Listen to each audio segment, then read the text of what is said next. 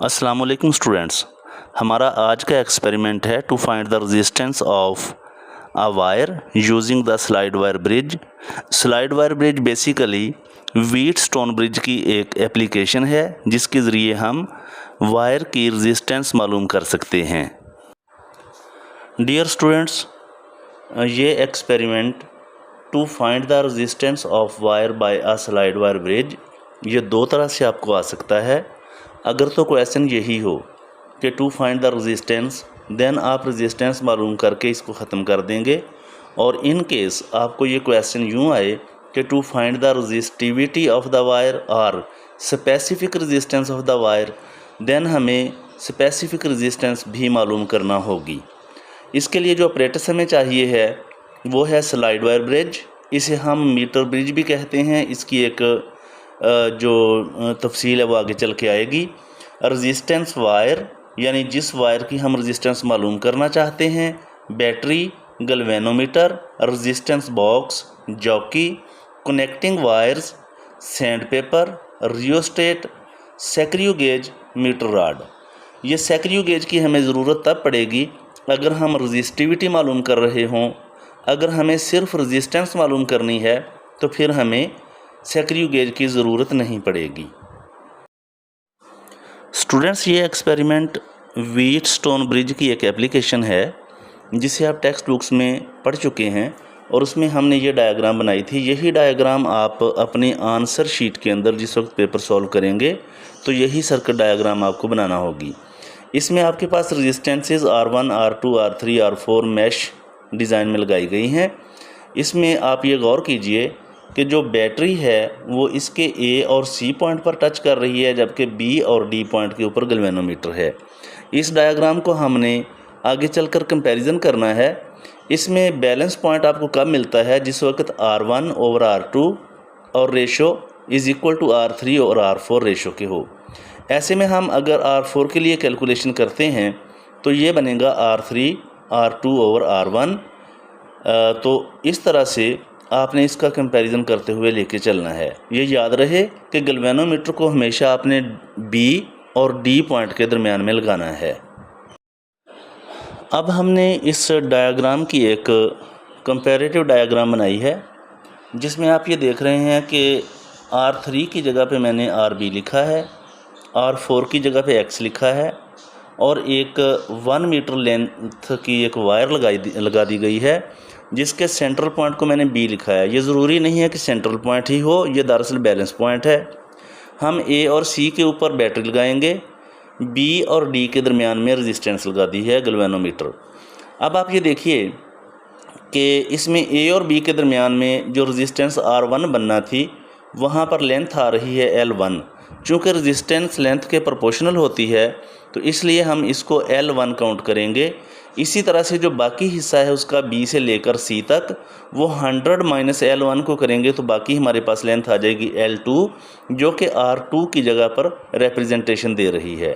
तो अब हमारे इस केस को अगर हम मुआवजे के तौर पे देखें तो R1 की जगह पर L1 आ जाएगा, R2 की जगह पर L2 आ जाएगा जो कि 100 माइनस L1 के इक्वल है। और R3 की जगह पे रेजिस्टेंस बॉक्स लगाएंगे। अननोन रेजिस्टेंस, जिस वायर की हमने रेजिस्टेंस मालूम करनी है उसे R4 की जगह पर लगाया जाएगा जो कि D और C के दरमियान में आ रही है। तो इसलिए इस तरह से गैल्वेनोमीटर का जो ऊपर वाला सिरा है उस पॉइंट को मैंने D लिखा है और नीचे वाले पॉइंट को मैंने B लिखा है ताकि तरतीब ऊपर वाली डायग्राम के बिल्कुल मुताबिक रहे। स्टूडेंट्स, अब हम इस डायग्राम का कंपैरिजन करते हैं उस डायग्राम के साथ जो आपको नोटबुक के अंदर दिखाई गई है। तो अब आप ये देखिए कि R3 की जगह पे रेजिस्टेंस बॉक्स शो किया गया है, R4 की जगह पे X मीन अननोन रेजिस्टेंस रखी गई है और जो वायर है जिसके साथ एक मीटर रॉड शो किया गया है इसके साथ हमने बैटरी को लगाया है। तो आप जानते हैं कि बैटरी के टर्मिनल A और C पॉइंट पर होते हैं। इट मीन्स कि स्लाइड वायर का जो जहाँ पे हमने जॉकी को स्लाइड करना है वहाँ पर पॉइंट जो बनेगा वो B बनेगा और रेजिस्टेंस बॉक्स और X के दरमियान जो पॉइंट बन रहा है उसे हम D पॉइंट लेंगे। तो गैल्वेनोमीटर जो है वो D और B पॉइंट पर लगाया जाएगा। फर्दर हम इसका कंपैरिजन करेंगे उस अपरेटस के साथ जो हमें लेबॉर्ट्री में शो किया जाता है।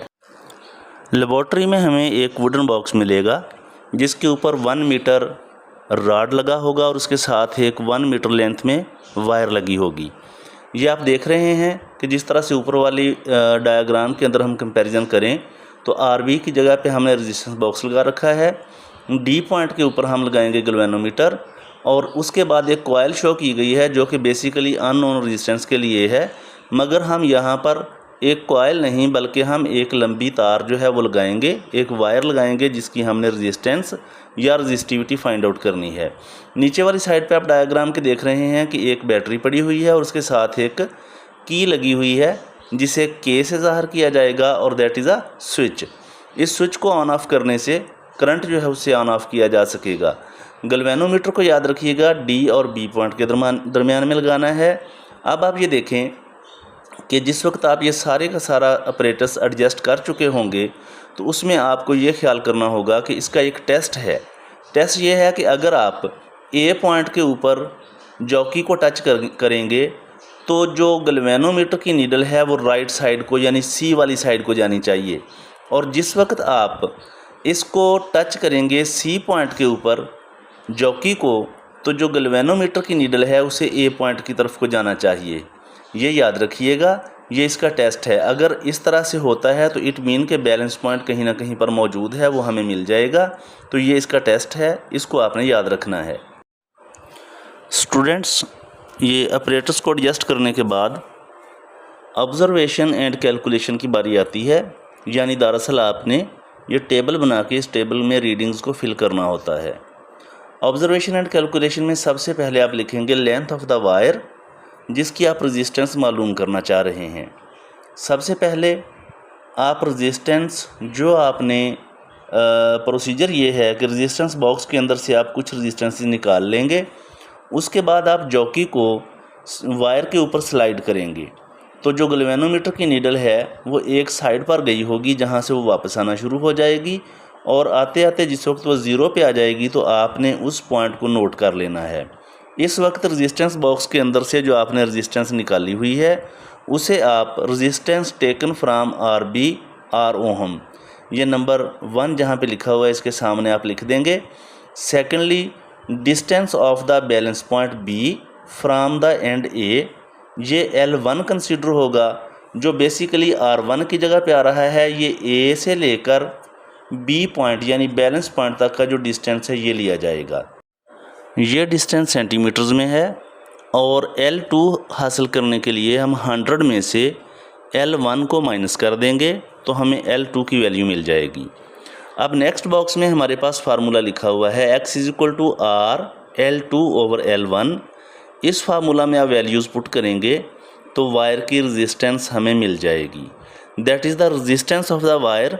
अगर आप रजिस्टिविटी मालूम करना चाहते हैं तो हमें फ़र्दर कंटिन्यू करना होगा, वरना हम अपने एक्सपेरिमेंट को यहीं पर रोक देंगे। स्टूडेंट्स, अगर हमें रजिस्टिविटी मालूम करना हो तो फिर हमें फ़र्दर ये प्रोसीजर करना होगा कि हम सबसे पहले वायर की लेंथ मालूम करेंगे, उसके बाद सेकेंडरी गेज के ज़रिए इसका क्रॉस सेक्शनल एरिया कैलकुलेट करने के लिए डायामीटर मालूम करेंगे। डायामीटर का हाफ करेंगे तो डेफिनेटली वो रेडियस बन जाएगा। इस रेडियस को हम यूज़ करेंगे एरिया मालूम करने के लिए, that is area = πr²। Resistivity और स्पेसिफिक रेजिस्टेंस का फार्मूला आपने टेक्स्ट बुक में पढ़ा हुआ है जो कि है ρ = RA/L। अब लेंथ भी आपके पास आ चुकी है और रेजिस्टेंस भी निकाल चुके हैं, एरिया भी मालूम कर चुके हैं, तो इस फार्मूला में पुट करके आप इस वायर की रजिस्टिविटी निकाल सकते हैं। तो ये हमारा एक्सपेरिमेंट यहाँ पे मुकम्मल हो जाएगा। फ़र्दर इसमें अगर आपने प्रोसीजर लिखना हो तो प्रोसीजर आपको ये शो किया जा रहा है, लेकिन ये प्रोसीजर आपको एग्ज़ामिनेशन हॉल में अपनी आंसर शीट में लिखने की ज़रूरत नहीं होती।